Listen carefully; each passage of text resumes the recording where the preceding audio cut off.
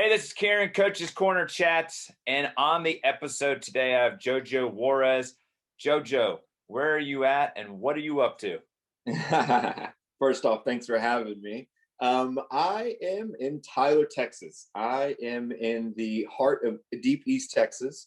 I am currently the director of coaching for FC Dallas East Texas on the junior side. So, really quickly, we define juniors by being kind of everything 10 and below, age 10 and below, and then select or competitive is everything 11 and above. So, I oversee everything to do with our juniors slash academy groups here for the club.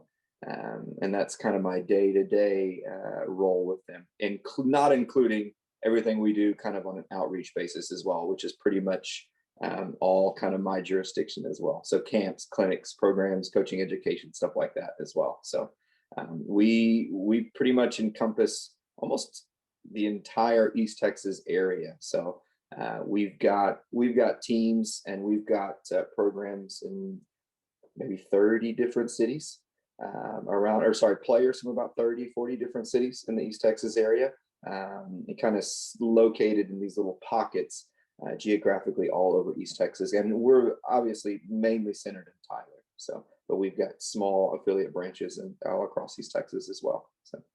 So is FC Dallas East considered like it's like a satellite Yeah, club we are. connected to the Yes, main we FC are Dallas?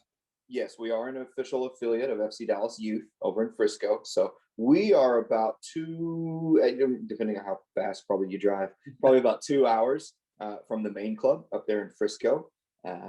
From Dallas, we're about an hour and a half, but then you got to jump on the tollway and go another 30 minutes north to get up to Frisco. But we are an official affiliate of FC Dallas Youth. And we obviously kind of handle everything in the East Texas area. So we're quite unique. I know that there's a lot of MLS clubs that do have affiliate clubs located geographically kind of all over.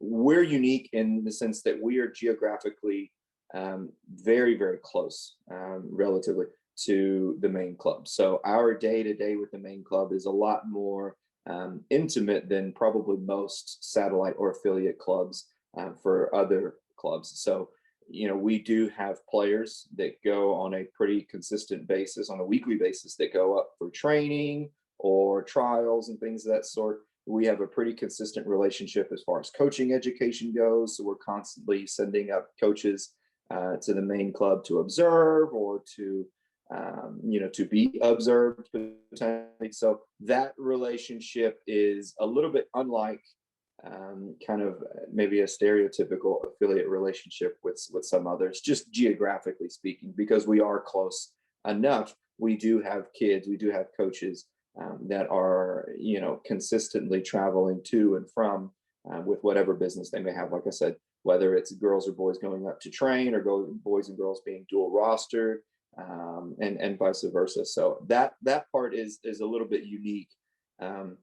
Probably compared to a lot of the clubs that I've seen and or been a part of. I've heard of some other clubs that have blank FC, and it's like 1,000 miles across the country, and so on and so forth. And I'm sure we've all heard of that. So for us, the relationship is extremely unique in the sense that if we need something, we're a little bit more than just a phone call away. We can actually just get in the car and hop over. And so that's been really fun for me, particularly because now there's that tangible, kind of outward sign of, hey, we do have a direct pathway. We are unique. We do have something to offer that hopefully not a lot of other clubs, especially in our area, do have. So I think that's so cool. Cause like you said, I know of some of clubs around that say, "Oh, we're partnered with blah blah blah," and you're like, "They're all the way across the Atlantic Ocean. How does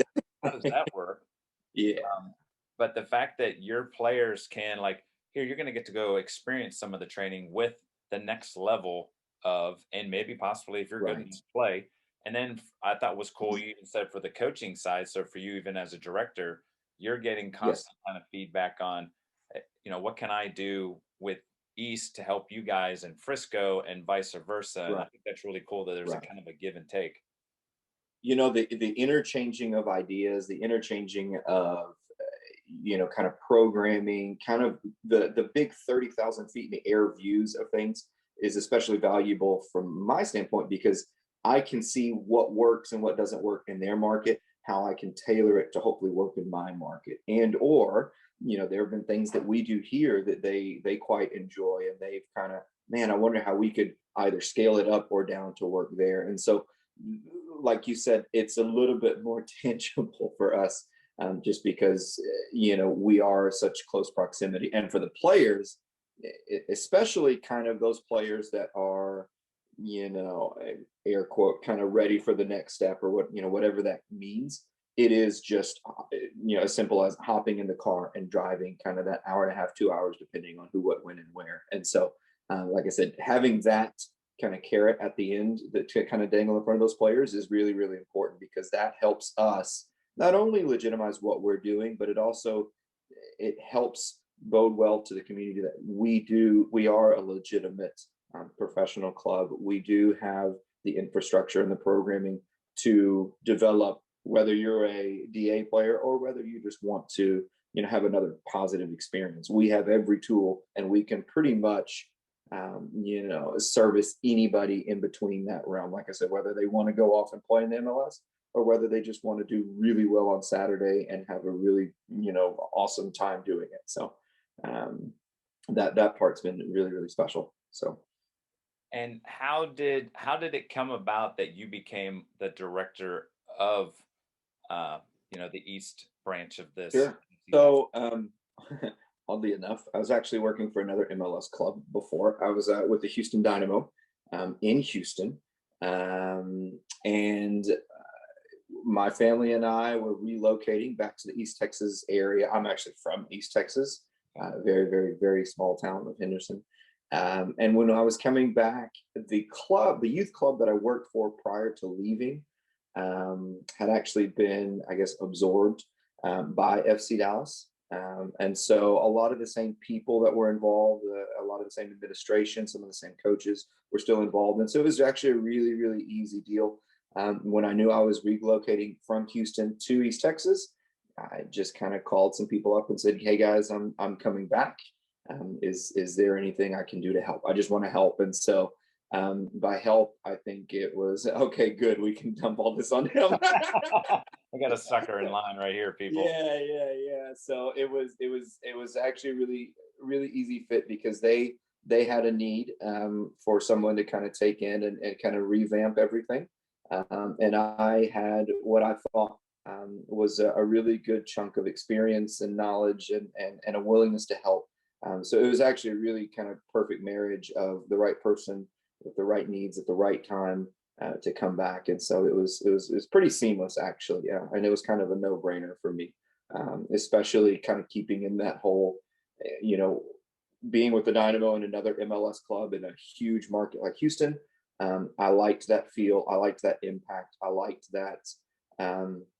I liked what we were able to do in Houston, and I wanted to be able to do some sort of semblance of that here in East Texas, because I've got a personal investment here. And so to have a platform like FC Dallas East Texas here in Tyler was super important. And so I saw it as a chance for me to maybe the romantic in me to make a difference. And so super, super easy. It was the right guy, hopefully the right guy. I'll tell you in about 10 years if I was the right guy, but right guy at the right time with the right opportunity. So you have had some pretty cool experiences with the MLS level. What did you do prior to maybe in the Houston Dynamo type thing? Were you coaching? Were you like playing? Yeah. How did so I'll backtrack a little bit and kind of give a little backstory. From a playing perspective, everything was pretty stereotypical for me. I just grew up as a youth player, as a high school player, then I played a little bit in college. But the unique thing that happened was I played at a junior college, and then I didn't go off and finish my degree playing at a university. I actually took a student assistant role at UT Tyler here in the Tyler area, which at that point was a D3. Now it's a D2, but I got a chance to become the student assistant there while finishing my degree. So I was able to actually kind of grab a really unique opportunity for me to start my coaching career at a very, very good level with really two coaches, the men's and the women's coach, are two big time mentors of mine. So Kenny and Steph were extremely instrumental in helping me kind of build my philosophy, helping me, first and foremost, give me a view into what it was like to be a real coach. But also just helped me tremendously. So in addition to that, at the same time, I had also gotten an opportunity with that local youth club I think I mentioned earlier that was absorbed by FC Dallas. So it was unique because I was able to teach, I had my own teams at the youth club and I was in there doing it, moving and grooving, but I was also being taught during my time as the student assistant at UT Tyler by Kenny and by staff. And so that went on for about 4 seasons. So that was a pretty unique. I finished all my degrees. I got my associates, got my bachelor's. I had a good chunk of time there, really learning, cutting my teeth in coaching, but also I had a pretty good wealth of knowledge coming in because I was able to be around such prominent figures like Kenny and Steph. And then, kept doing that for a while until I took a year. I took off to Plano, Texas, which is in the Dallas metropolitan area. Did some ODP stuff there. Worked at another youth club, pretty big youth club there in Dallas. And then I actually got a call from a former colleague of mine at UT Tyler, who is a Houston guy. He ended up getting a job with the Dynamo. He was the youth programs director there. And he just called me up. I think it was 2013, 2014. He's like, hey, man, you want to come work for the Dynamo? And I hung up the phone, packed my bags, see you later. So I took off that was 2014. Yeah. So I went to Houston. And actually, in addition to that, so I landed there in Houston. I think it was in May or June. And then that April was when I started my high school coaching career. I got a job, landed a teaching and coaching job at a local high school there in Houston. And so I was pretty much coaching every single day. I was teaching PE, coaching varsity soccer, coaching there at the Dynamo and all of our ID programs and combines and camps and things of that sort. The high school job morphed into then I took an athletic director role at a private school in Houston. And so all of the whole time I was coaching or around athletics the entire time until it was time for my family, which at that point it was just one child. We had Maddie when we got over here, but at that point it was my wife had gotten a job opportunity here in East Texas, and so she couldn't turn it down. We're both from the East Texas area, so we wanted to come back, raise our children here. And like I said, that's when the FC Dallas thing kind of slid in. So to answer your question, I don't think I ever really stopped coaching from a very, very young age. As a matter of fact, my first role as a coach actually came probably when I was maybe a freshman in high school. I had a younger brother that played. So right around the time you transition from a youth player to like a high school player, he started to play his youth career. My dad was my coach growing up, kind of my hero. My dad was his coach. And so it was a way I was his assistant, kind of air quotes. When I say assistant, I just jumped into sessions the whole time. I didn't really help. Probably messed things up more than anything. But I actually became his little assistant, for a couple of years through my high school career, and then even a little bit into college. And I remember I started my coaching badges during that time. I think at that point, it was called the G license. Now we have them named the grassroots licenses, right? But back then, your state association could offer licenses, and I think the lowest one was like a G, which was like a U6 through U8 license. And I remember taking that when I was still in high school, maybe a freshman or sophomore. And so that kind of little, although it was like a 3-hour course or whatever, that little 3-hour course was like, oh my gosh, there's so much to coaching that I have no clue about. So I kind of got a very early taste into that pathway.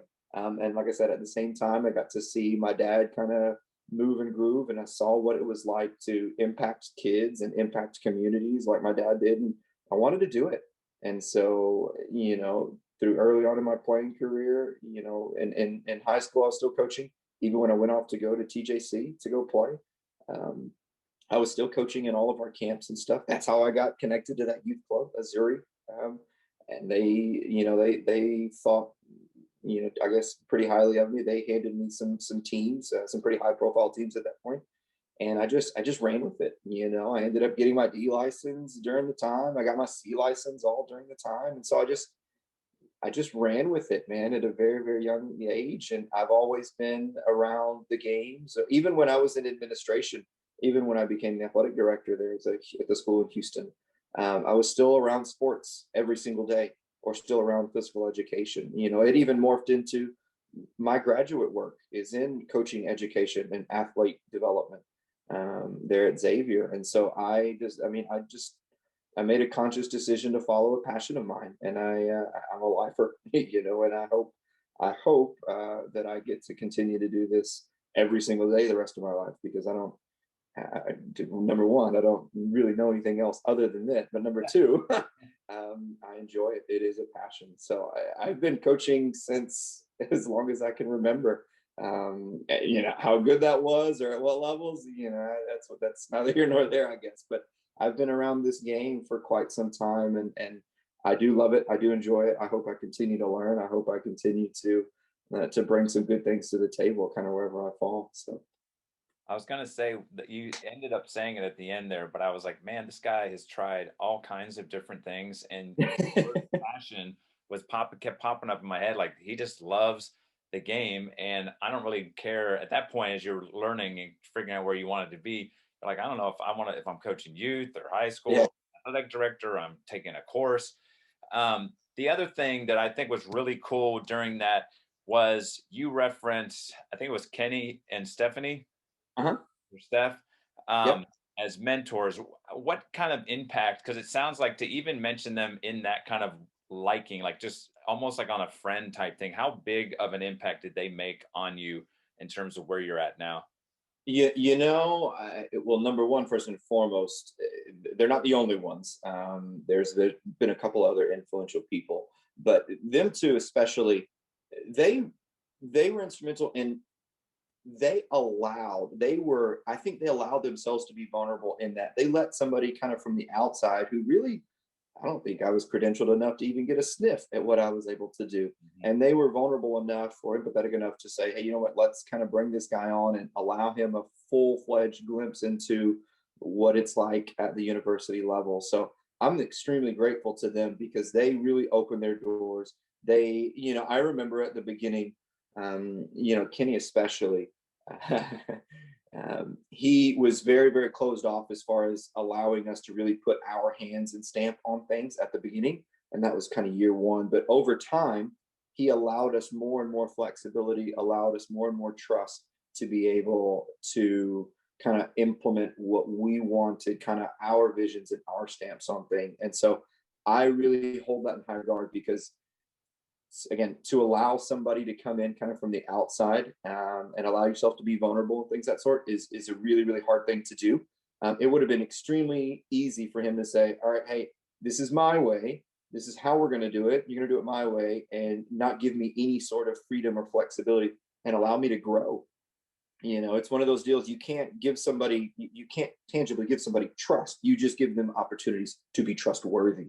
And I think he did that, and hopefully I gained his trust over time by executing at as high a level as I could with whatever task it was, whether it was, washing the uniforms or working with the back line, on the field, or whether it was ordering food for an away trip, or whether it was getting the goalkeeper ready, dealing with high balls in the air because this team likes to play over the top. So they both were really impactful for me because they allowed me to experiment and grow. And really, quite honestly, I look back and, selfishly, I'm like, man, I don't know that I would be able to do that, given their circumstances and given those, the context behind it, because really, honestly, it was their programs, it was their jobs at stake, and they let this young kid kind of come in and hang out and be a part of it. And for that, I'm forever grateful. And that also, I hope that the people that I impact or that work for me or with me or whatever, I hope that they feel the same way, that I allow them those opportunities, that I empower them. Empower is a good word. How about that? That I empower them to go out and be successful. So those two I owe a lot to, because like I said, they could have very easily, yeah, come on in, wash this, do that, rinse that, whatever, and then just, clock out, punch out, and then leave it there. But they definitely made me feel a part. And I like to think, and I hope that any of the success that we did have there, that I was able to play a small part of it, and hopefully that kind of returns the favor. So um, hopefully that does them justice. It's similar to the that idea of like pass it forward kind of thing, where if someone does unto you, then you keep. And I think the cool thing about that is that, and that's one of the things I love about doing this podcast is coaches love to talk the game. They love to share their experiences. You know what I mean? And Yeah. but for some reason, there's this thought that coaches are very like you. I think you used the word guarded, where like, I'll like you can be in the mix, but you're not in the mix. And like Mhm. you said, I think coaches for the most part want to spread the love, and like you said, empower. What an awesome word to use, and what have you. And I think so cool that. Like I said, it just something triggered in my head when you just brought up their names. Like, man, they made a really big impact on you during that experience, that time of kind of like lighting the fire for you. No, I think I fast forward a little bit from, because that was during my undergrad time. So that was right around, 2009 to 2011, 2012. Those were kind of the prime years there at UT Tyler. Fast forward a little bit to kind of 2015, 2016, 2017. When I went from being a varsity, coach and a PE teacher to 1 year later, I was an athletic director. And so that transition also too is super impactful for me because it was the same deal. I was given a chance by somebody, Jeff Matthews, who's another mentor of mine in my educational life, who gave me a chance. He saw kind of what I did, kind of that 1 year that I was that coach and teacher there at the school, Village School there in Houston. And then he turned around and offered me an opportunity to go and lead an athletic program and kind of build in something that he felt that I could do. And so those are, again, that word empower comes around again because he gave me that chance and said, hey, look, go do unto others, as has been done to you. And so that autonomy and that flexibility was really impactful for me because then I felt not only a responsibility to the school, but I felt a personal responsibility to him. Man, he's trusting me with, with his athletic program here at the school. And so I wanted to kind of go above and beyond for him. And so that was another experience that was extremely impactful, like I said, because then it wasn't so much about the X's and O's about what we did. I can't remember specifically what our records were or anything of that. So I think to be honest with you, I think we were just kind of okay at being okay with our sporting programs there. But that was fine because our athletes had a great time. Our parents had a great time. The school rallied around our kids. The school rallied around our athletic program. And that was the measure of our success. And so again, if nobody remembers a basketball score, I think we're a basketball school. If nobody remembers a basketball score, that's perfectly fine. But they remember events like Crash the Court, which was like a homecoming event we did. Like they remember, the house system that we built, and you got points for, going above and beyond during athletic event, and they won, points for their house, and they got to stand up in front of the school and say, yeah, we did this, that, and the other. Like those were the things I think that were super impactful. And like I said, I wanted to create those not only for the kids, for their memory, but I wanted to do that for Jeff because he gave me a chance. And so that there goes that whole kind of pay it forward, kind of empowering other people to go out. So that's and all this to be said, it's all a huge passion of mine. Everything about this is whether it's soccer, sports, impacting people, leading, whatever, it all kind of lumps itself into kind of one bucket for me personally. So any chance in any capacity I get to do that, I'll jump all over. So like I said, number one, because I don't know anything different, but number two, just because I love it. So I think the cool thing is about all of the things that you've talked about, like you've even kind of referenced it, is it wasn't about the scores. I'm not here talking about my results or what we did tactically. Like we're talking about the impact that people made. Like you had so many opportunities from doing athletic directing to teaching to, and the other thing that I thought was really big was you're in Houston, you're part of the Dynamo. You're like, dude, we're crushing it. We're connected with the MLS, and then your wife gets an opportunity to come home, and it sounds like it wasn't even like, well, wait a minute, babe. I mean, I'm here in the MLS. What it was, Yeah. you know,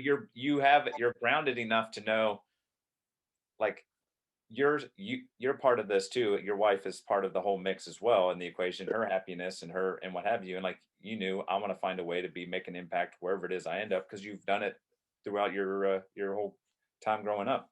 I almost think there was a bit of I almost think there was a bit of an incentive for me to come back, in that, okay, I do have this big bulk of experience and this big chunk of know-how.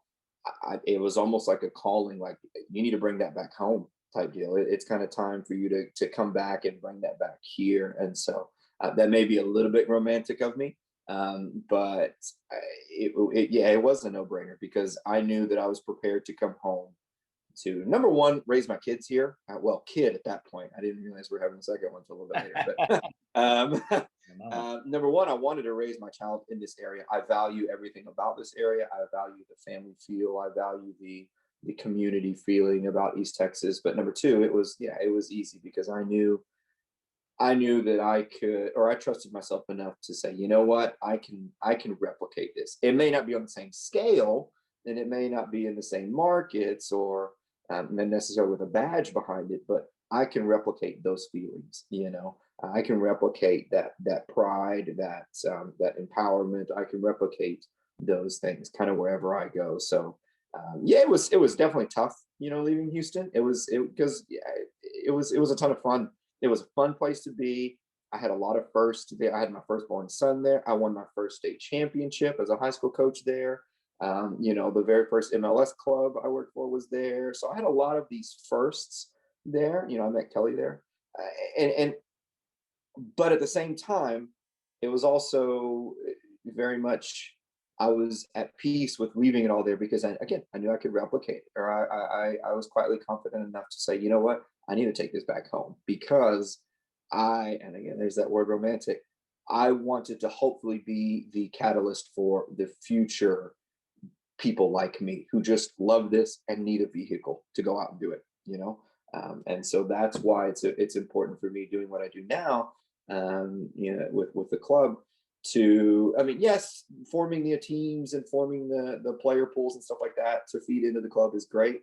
I think where I get most of my self, gratification is knowing that hopefully we can impact, for lack of a better word, the rest of those JoJos that are out there, who again just need that spark, just need that vehicle, just need that little bit of whatever the case may be, to go out and impact, hopefully the world. And again, sorry, I'm a romantic. It's whatever, but I do think that way. So That's so cool. The other thing I would say, we've come back. You're looking to make impact. What are some of the things that at FC Dallas, East Texas, that you try to do to do some of those impactful things sure. in the community? So I think I'm a firm believer in order to be great, I think it's one of those, you need to do your ordinary tasks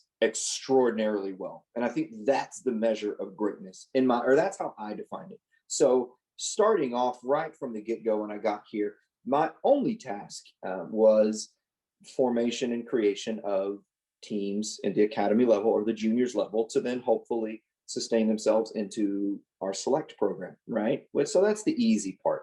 I think that's the part that we kind of poured into heavily, and that became my day to day. As we got a grasp on that, it firmly became evident that we need to do more. I felt a professional responsibility in that we are the professional club here in town, or in the area, to be honest with you.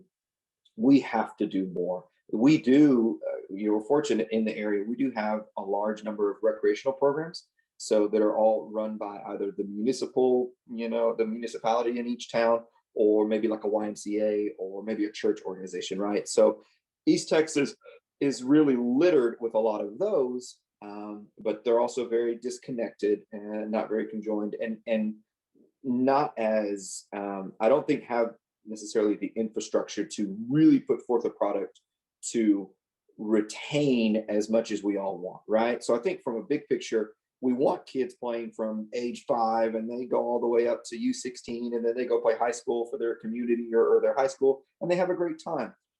I think everybody would agree that that's not the case everywhere. As a matter of fact, like, and I don't think it's a secret, there's research to show it, kids are starting later, they're quitting sooner, their burnouts, early specialization, all those different factors that play into it. And so, although we do have a number of organizations that are offering soccer, we're not seeing the game grow as much as we think it can. And so that's where I think we at the club, me personally, have a legitimate professional responsibility. We do feel like we have the right infrastructure as far as the human resources. We do have a professional staff of coaches that are well trained, that are accredited, that are licensed, that are degreed, that can go out and impact. And so for us, some tangible ways that we've done it, number one, first and foremost, was start a conversation. To be completely honest with you, that was legitimately the number one thing we had to do first. Reach out to these organizations and start a conversation about collaboration versus competition, because I think there's a bit of a stigma. There's a bit of a stereotype in that we're the club organizations. We're going to come in, pick off your best players, and the hell with everybody else, right? We just want your top kids. We're going to steal them away from you. They're going to come over here, and then we don't want anything to do with you because we're an elitist group. We're pompous, we're arrogant, and the game is ours and not y'all's. And y'all can go play on Saturday mornings, and we're going to take off and go play in the leagues and dogs. It's not the case. That's not the case at all, as a matter of fact. So tangible ways, like you mentioned, first and foremost, starting conversations. And some of that was cold calling, some of that was rekindling, old relationships, some of that was kind of changing the narrative and things of that sort. So that was number one, the ultimate ground level way that we are hopefully impacting the communities here, like you mentioned. Number two, those organizations that did want to collaborate, that did have an open mind, that really were proactive and kind of moving themselves in a different direction. It was actually the bus was driven by them. It's almost case by case. One city or one municipality or one church organization would be like, hey, look, we have a great group of coaches that are volunteers, and we've got a great, strong group of kids, but these coaches don't have the tools.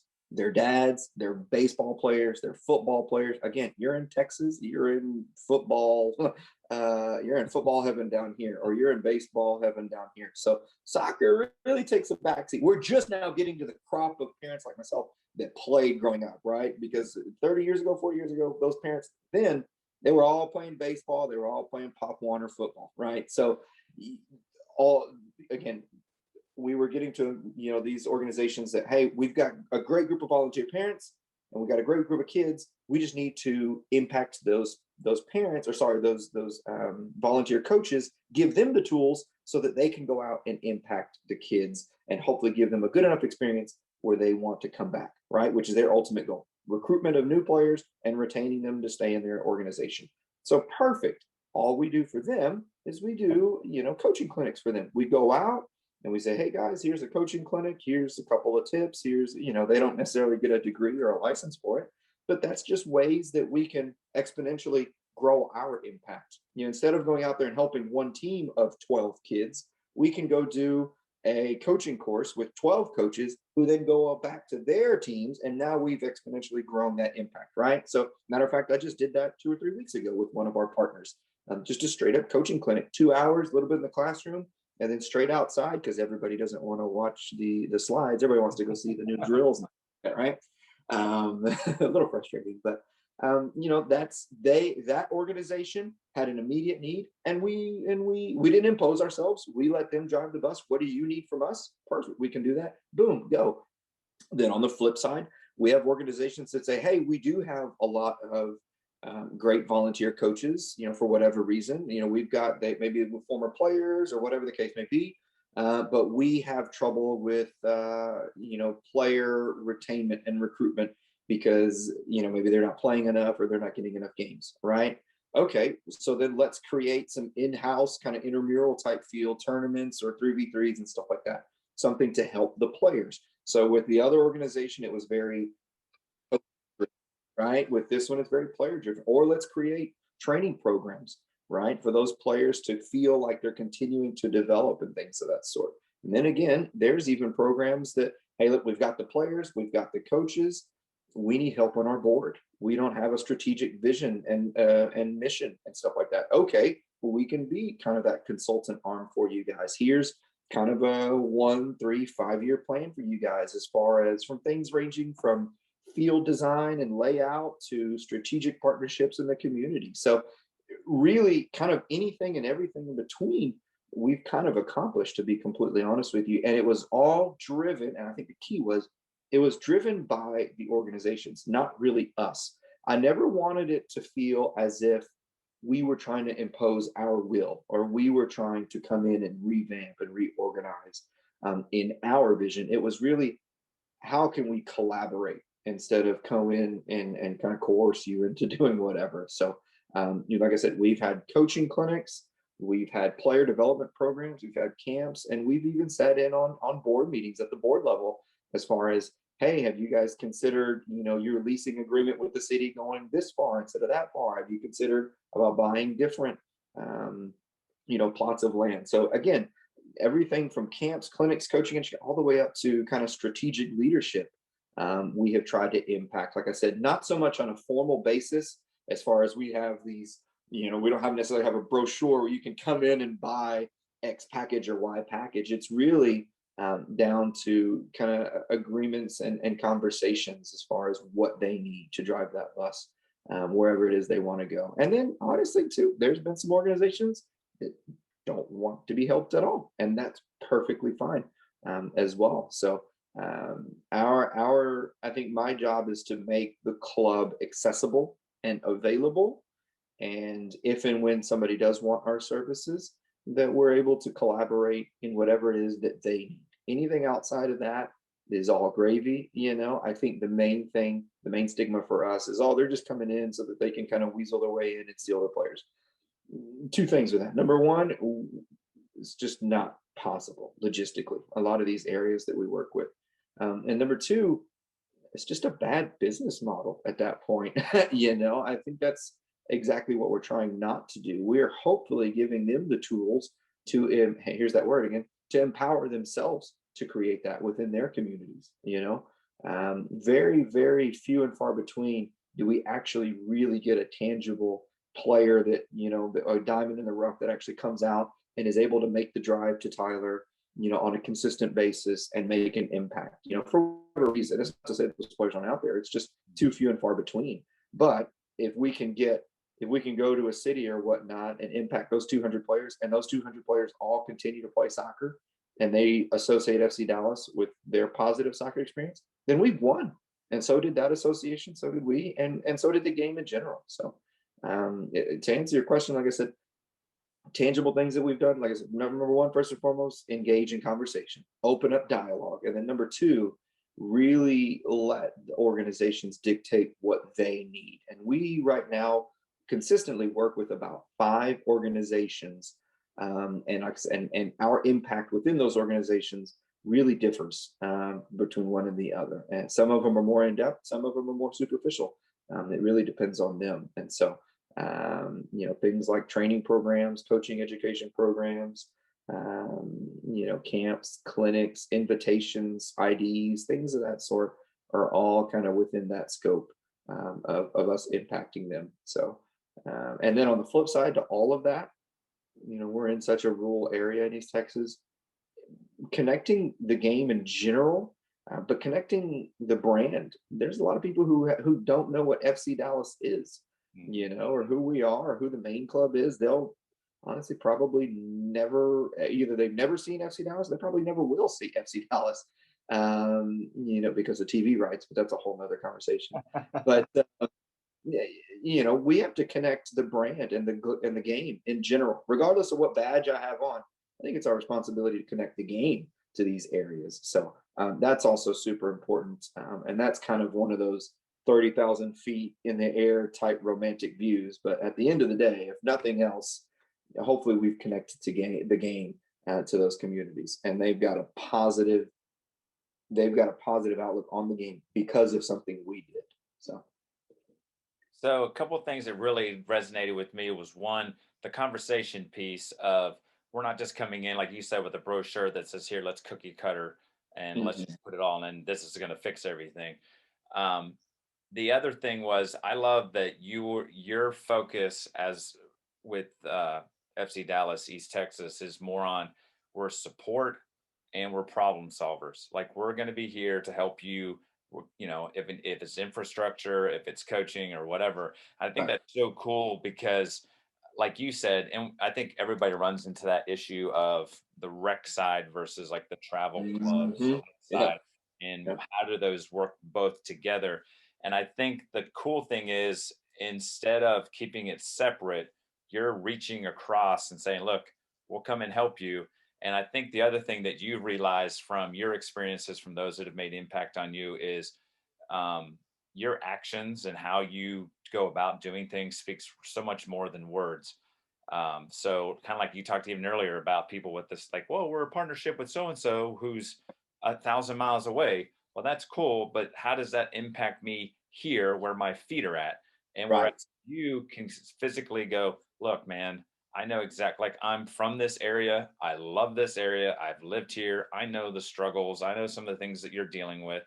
But we just want to give you the opportunity to, so this 20 kids, can we get it to 25? Can we get Right. better coaches where your coaches feel more positive with that? I think the whole outlook is so stinking cool for what you're doing. I think it's something that others should, I would think would be great to kind of build off of. Because to be honest, there's a handful of clubs in the US who are really, really high level, but the majority of us we should be in the business of trying to, like you said, can I get that next Jojo to love the game and possibly go and become a coach or be a player or Right. impact others the way that you've been impacted? That that for me has, and it's funny because I feel like I've been extremely fortunate to go on some pretty high level thing. I've had a cup of tea at most levels, and so in each of those levels, they all have their kind of definitions of success. But I think slowly now, my focus is starting to turn on less and less about success and more about impact.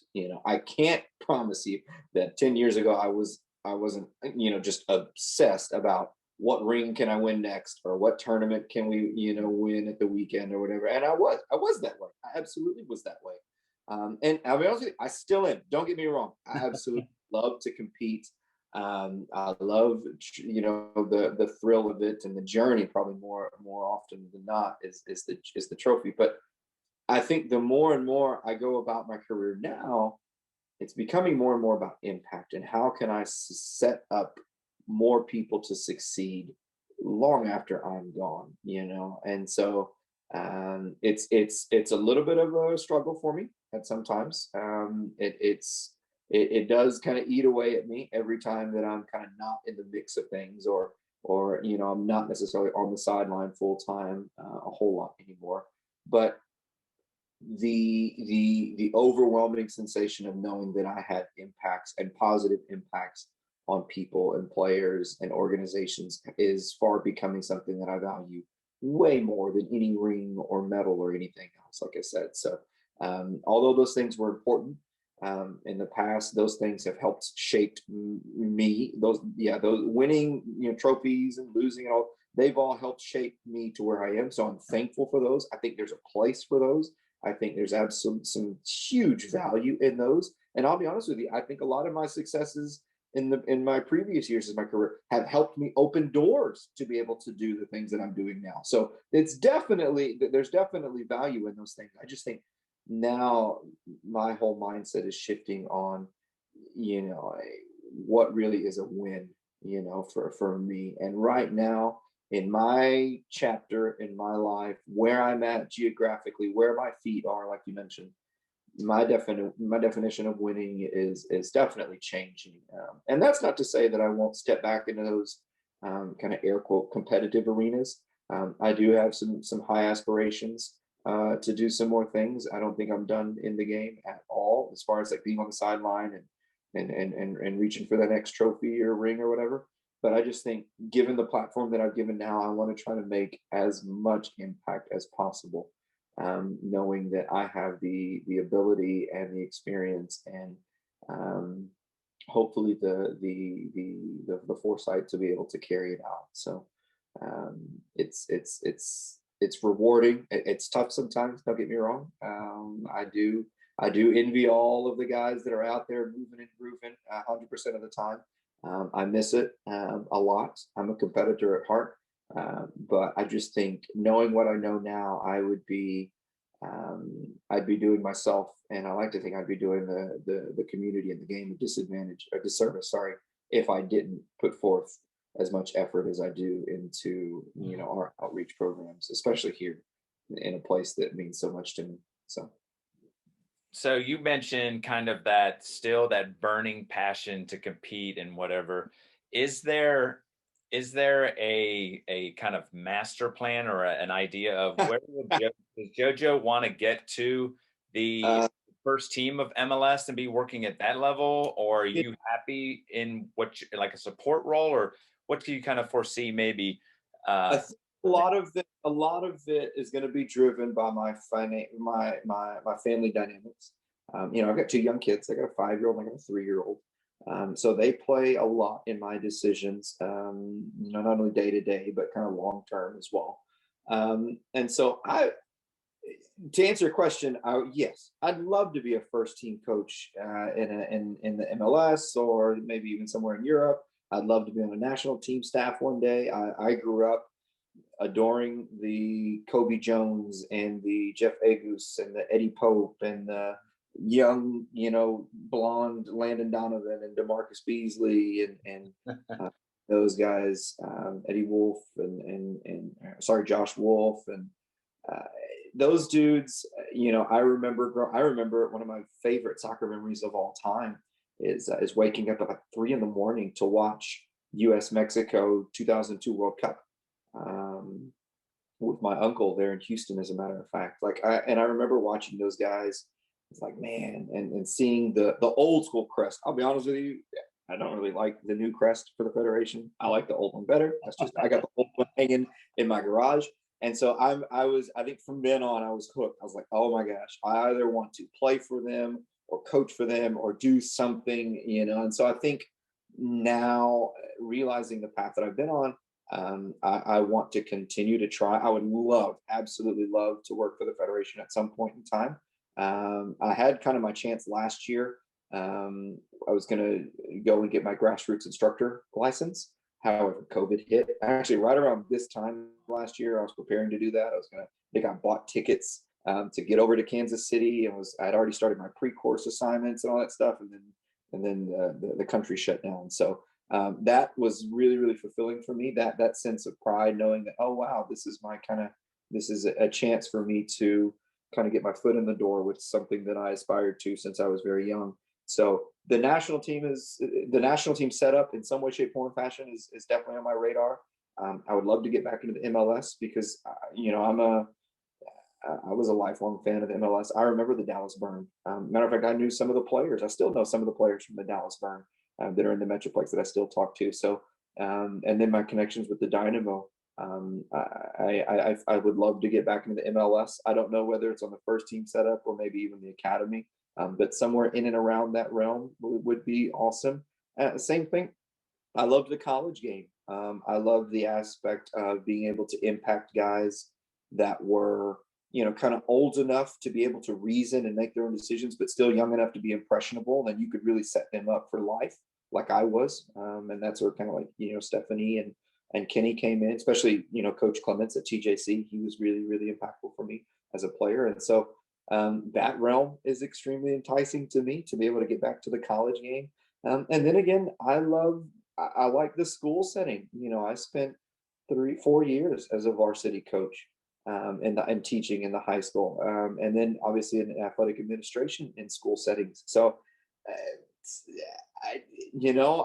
there's a couple of different pathways for me.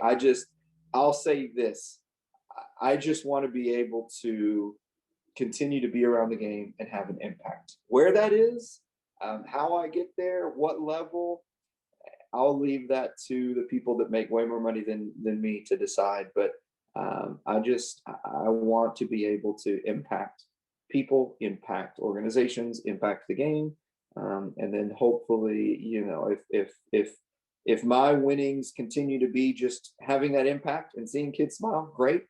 If that ends up, turning into, monetary, tangible monetary sums of money, that'd be great as well. And then, I'm certainly not going to say no to winning some more rings or medals or champion. I mean, I don't really know, to be honest with you. I think I mentioned it before. In my opinion, greatness is doing your ordinary tasks extraordinarily well. And I think that's the only thing I'm focused on right now, is where my feet are right now and doing the best job I can at doing it. And so everything else I'll leave up to the cosmic, being in the universe that controls all. So I'll leave that to them. Jojo, this has been so stinking cool. I've loved kind of hearing about how you've kind of bibbity bopped through so many different, like, almost hats that you literally, you're wearing a hat now, different hats that you've worn, and then where you're at now.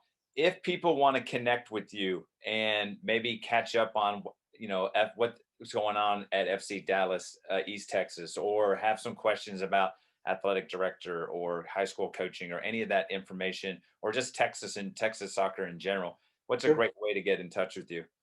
First and foremost, social media. I am on Twitter, at Juarez2560 on Twitter. I'm on Instagram and I'm on Facebook.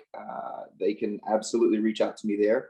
I think the other avenue that's pretty viable is the FC. Just kind of Google FC Dallas East Texas. Hit that in your search bar. It'll pull up our website. As a matter of fact, I think my face is like the very first thing that pops up there. So my email and my cell phone is there as well. They're able to go on the website, shoot me an email, fcdetxjr, tyler@gmail.com. And so multiple ways, social media and probably my email address are probably the two ways most likely that they can get a hold of me. So. And I will share all of that information in the notes for the episode on the podcast, on YouTube, all the things that I share, and I'll put them out there on Twitter and all that kind of stuff. I'm going to wrap this thing up, Jojo. This was so stinking awesome. Loved it. This is Carrying Coach's Corner Chats, and I'm out. Peace.